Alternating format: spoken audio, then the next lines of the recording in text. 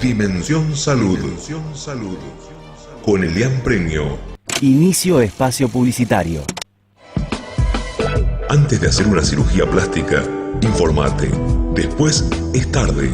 Verifica si tu cirujano es especialista certificado. Consulta si el tuyo lo es en nuestra página web www.scpba.com.ar. Es un mensaje de la Sociedad de Cirugía Plástica de Buenos Aires. Fin espacio publicitario. Ahora, en Dimensión Salud, la entrevista del día.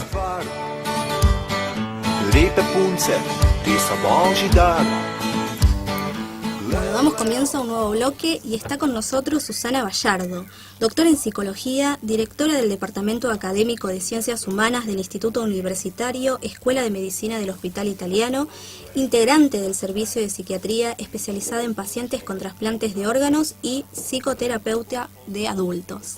Bienvenida. ¿Qué tal? Muchas gracias por la invitación. Bienvenida, Susana. Muchas gracias por venir. Sí. Muchas gracias por venir. La verdad que es una referente en lo suyo, y por eso vamos a aprovecharla al máximo. Y hoy, un poco de canuto, le dimos entrada en el bloque anterior para que nos contara sobre trasplantes, porque tiene que ver con la especialidad de Susana. Susana, ¿por qué te hiciste psicóloga? Creo que la vocación me nació muy tempranamente. Yo tendría 13, 14 años, 13 años cuando lo decidí. ¿Nunca dudaste? Jamás. Y es la carrera que volvería a hacer. Y de hecho la hice 2 veces la carrera, porque yo no vivía acá en Argentina y la había hecho en otra parte y hubo problemas con las reválidas. Ajá. No la había terminado, pero la tuve que volver a hacer y la volví a hacer acá. Apasionada. Por segunda vez. Y si ahora me decís cuál harías de vuelta, y la volvería a hacer. ¿La volverías a estudiar? Sí, realmente sí. La profesión me gusta hacerla. Me siento muy contenta cuando la hago. Y la verdad que no dudaría. ¿Y por qué esta...? Y el por qué creo que tuvo que ver con que yo tempranamente tuve mucho acceso a libros de psicología, donde yo estudiaba junto a filosofía, también se daba psicología. Ajá. Así que teníamos muchos libros. Claro. En mi casa, aunque no había nadie psicólogo, había libros. Siempre fui muy lectora. Y entonces, bueno... ¿Y te doctoraste en psicología? Me doctoré en psicología. Y entonces, bueno, me fue gustando y todo fue llevando a ese lugar, no dudé hacerla. En realidad, en algún momento pensé que me gustaba hacer literatura. Ajá. También. Pero tenía ahí 14 años, era una niña.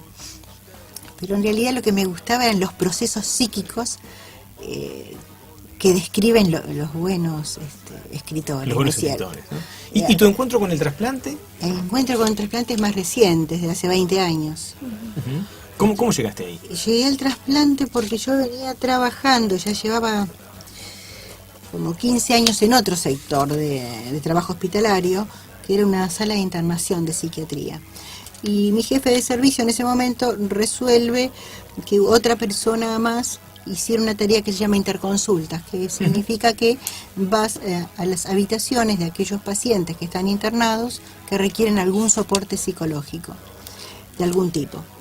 Y una de las primeras situaciones que se me da es atender un paciente con trasplante pulmonar.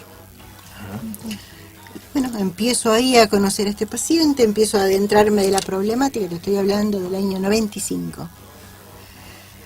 ¿También en italiano? Sí, en italiano. Y bueno, empiezo a apasionarme por ver la problemática que había detrás de toda la situación.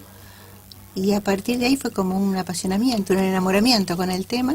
Y bueno, desde ahí hasta acá me puse a estudiar mucho, hice el doctorado con el tema.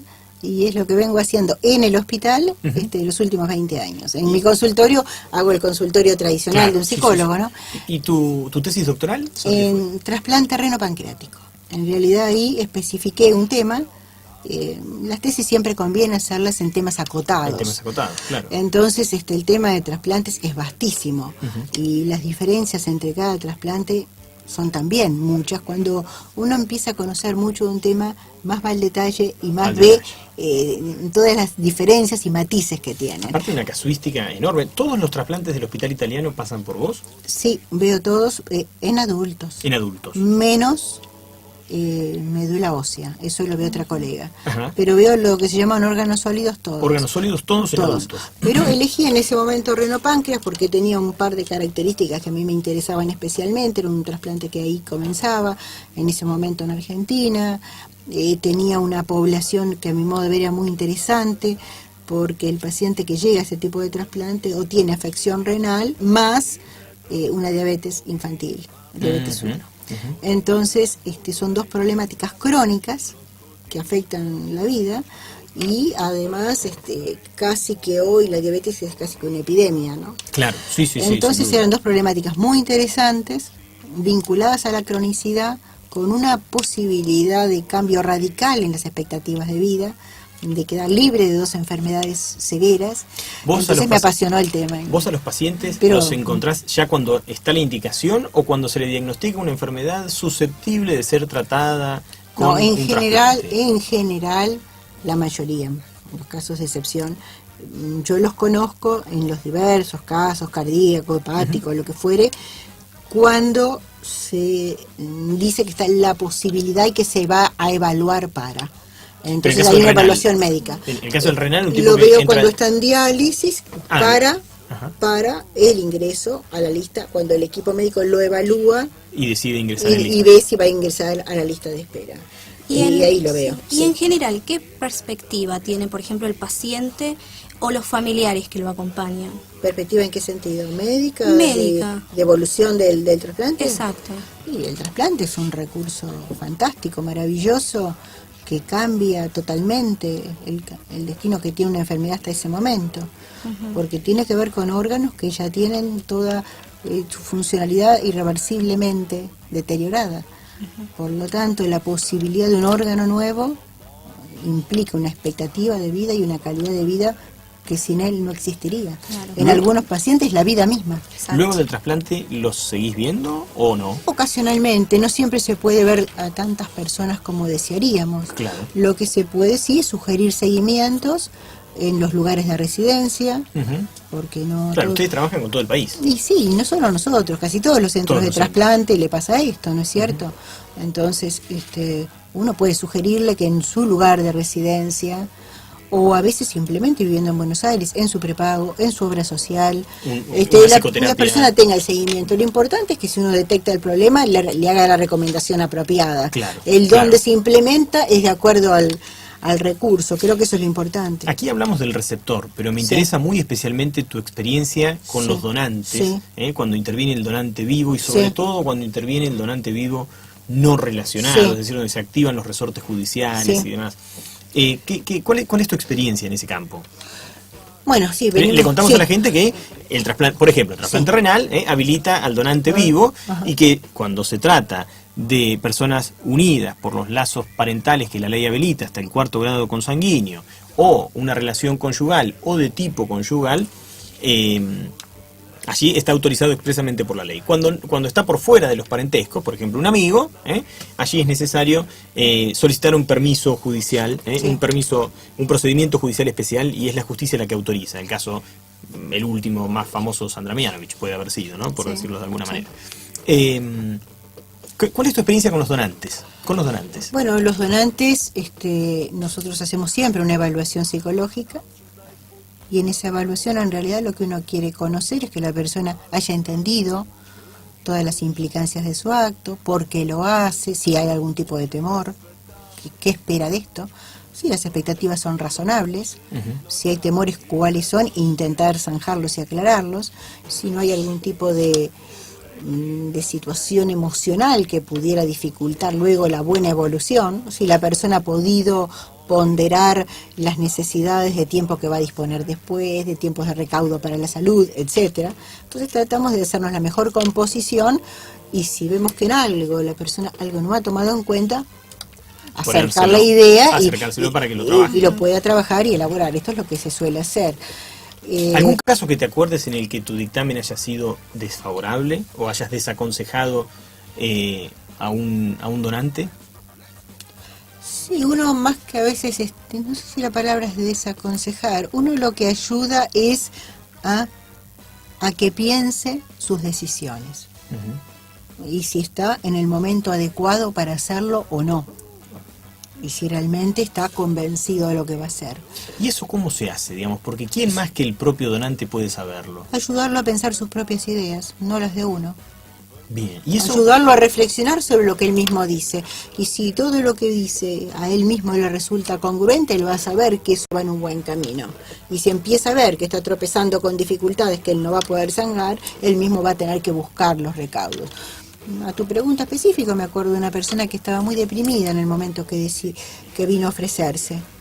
Y yo lo que ahí le recomendé fue que estaba muy deprimido, pero estaba con muchos deseos de ayudar. Y dado que estábamos en una posibilidad de que el receptor pudiera esperar un tiempo, le dije que me parecía que él podía primero cuidar de sí mismo, ver un tratamiento, mejorar toda esta dificultad que estaba teniendo, y que si él continuaba luego de eso con el deseo de donar, estaba perfecto. Pero que primero él saliera de esta situación. Si bien cada caso es cada caso, ¿no? Pero ¿hay alguna constante, algo que se repita? ¿Alguna motivación que se repita en los donantes? Sí, yo creo que hay varias. Una es ver el estado de deterioro de la salud de un ser querido. Uh-huh. Y sentir que hay un algo que se posee que puede dar una solución. Uh-huh. Entonces es sentirse con una herramienta, con algo que puede cambiar el destino y la condición de otro. ¿El lazo se fortalece? El lazo tiende a fortalecerse, aunque nadie lo busque ni haga ningún intento específico para ello. Pero el solo hecho de saber que hay un amor tan profundo que ha llevado a este acto, uh-huh, indirectamente lo favorece. Ante todo, bueno, ni que decir acciones de padres y madres a hijos, estas son como inevitables, entre los cónyuges, y bueno... La contracara de este deseo de ayudar en el receptor, ¿puede ser la culpa? ¿Hay sentimiento de culpa en el receptor? Bueno, podría haberla eventualmente, pero eso también uno intenta evaluarlo en el receptor. Uh-huh. Es decir, decime vos cómo formulás la culpa y yo te... descomprimir esta cosa de, yo estoy enfermo y él tiene que exponerse para que yo me sane o para que yo me cure. ¿Está este sentimiento? Por supuesto, insisto, cada caso es cada caso, pero ¿es recurrente esto en los receptores? ¿Se sienten culpables de arriesgar la integridad física? Puede estarlo. No es lo más habitual, pero puede estarlo. Y ante todo, más sucede entre adultos, ¿sí? Entre adultos. Entre adultos. Los hijos, cuando reciben de los padres, forma parte casi de lo natural de la vida. A veces entre los cónyuges es como sentir que el otro hace un exceso de esfuerzo. Ahí siempre es muy importante, para que no esté la culpa, que quede muy claro cuál es la motivación del que dona, aclararlo. Y a partir de eso uno tiene que conversar qué es lo que lleva a este sentimiento de sentir que se está pidiendo algo, por qué sentirme mal por esto si el otro me lo está ofreciendo genuinamente y sin riesgos. Pero esto es... ¿Sin riesgos? Sin riesgos mayores. ¿En qué sentido? Para que sea donante, tiene que estar evaluado médicamente primero. Uh-huh. Y si hay el más mínimo activo de riesgo, ese paciente no será donante. Sí, claro. Así que en un principio, ese donante tendría que poder, estamos hablando de renales, ¿no es cierto? Uh-huh. Ese donante tendría que poder tener la misma vida adecuada que cualquier otra persona que no da nada, en general. Queda claro renales porque hay algunas diferencias con el donante de hígado, que es mucho más excepcional, o cosas que no se hacen prácticamente, o son escasas en el mundo, como el trasplante de un lóbulo de pulmón, que son más riesgosas. Son más riesgosos. Pero en general, si uno, diría que hay una idea que es importante. Uno en el trasplante a veces dispone de tiempo, a veces no lo dispone. ¿Cuándo no lo dispone? En casos de urgencia, ¿sí? Uh-huh.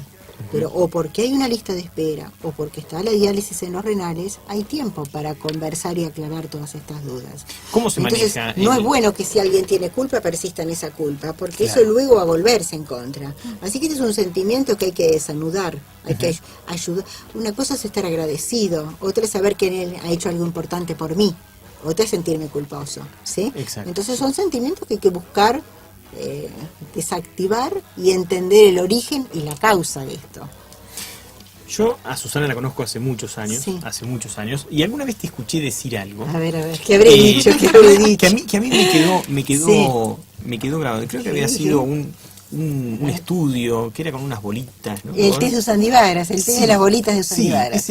Pero espera, ¿lo contamos después de la pausa? Sí, cómo no, claro. Dale, vamos con un temita musical y seguimos charlando con Susana Vallardo. Modna pista.